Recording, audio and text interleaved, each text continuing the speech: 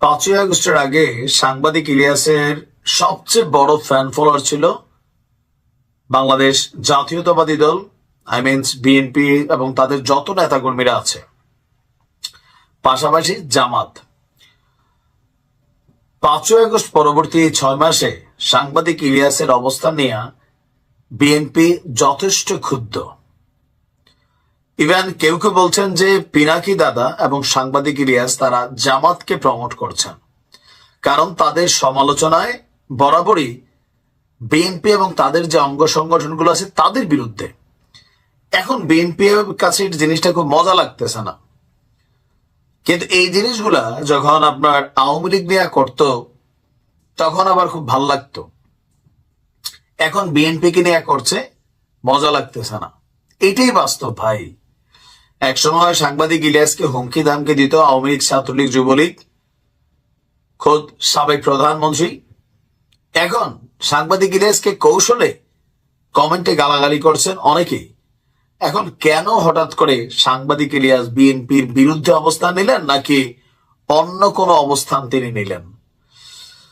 সাংবাদিক ইলিয়াস গতকালকে একটি স্ট্যাটাস দিয়েছেন, যখন এই মুহূর্তে কুয়েটের ঘটনা নিয়ে মাস্টার মাইন্ড কি হাসনাত আব্দুল্লাহ, গুপ্ত সংগঠক হিসেবে যাদেরকে দাবি করছে ছাত্রদল শিবির, নাকি আসলে অন্য কিছু, নাকি ছাত্রদল, এই নিয়ে যখন দ্বন্দ্ব চলছে, ক্যাম্পাসে ছাত্র রাজনীতি চাই না দাবি করা বৈষম্য বিরোধী ছাত্ররা তারা নিজেরাই কিন্তু রাজনীতি করছে, এটা অস্বীকার করার আপনার সুযোগ নেই।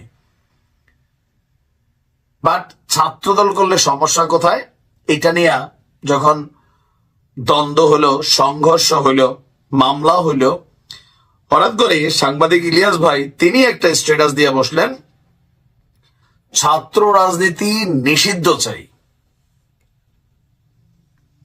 দেশপ্রেম শেখার জন্য ছাত্র জীবনে রাজনীতি করা লাগে না, ভালো মানুষ হতে হয়। এখন এই যে স্ট্যাটাসটা, এটা ছাত্রদলকে খেয়ে দেওয়ার মতন। কারণ জামাত ইসলামের রাজনীতিটা আন্ডারগ্রাউন্ডেও আছে, আপার গ্রাউন্ডেও আছে। বৈষম্য বিরোধী ছাত্ররা কোন রাজনৈতিক দলের সংগঠক না বা লেজুর ভিত্তিক সংগঠক না। তাদের বক্তব্য, আমাদের মধ্যে থেকে যারা রাজনীতি করে তারা এখান থেকে ইস্তফা দিয়া তারা জাতীয় নাগরিক কমিটিতে আমাদের দল যেটা আসতেছে ওটাতে চলে যাবে, আমরা কোনো রাজনীতি করি না। এটাও জনগণের সাথে একটা তামাশা করা। এখান থেকে নেতারা গজায়া রাজনৈতিক দলগুলোতে যাবে, বাট তারা ছাত্র রাজনীতি করে না। কিন্তু ক্যাম্পাস গুলো কাদের দখলে? এখন টেকনিক্যালি তাদেরই দখলে। সোজা হিসাব, জামাতের একটা সাপোর্ট আছে ব্যাকগ্রাউন্ডে, এটাও অস্বীকার করার কোনো সুযোগ নেই।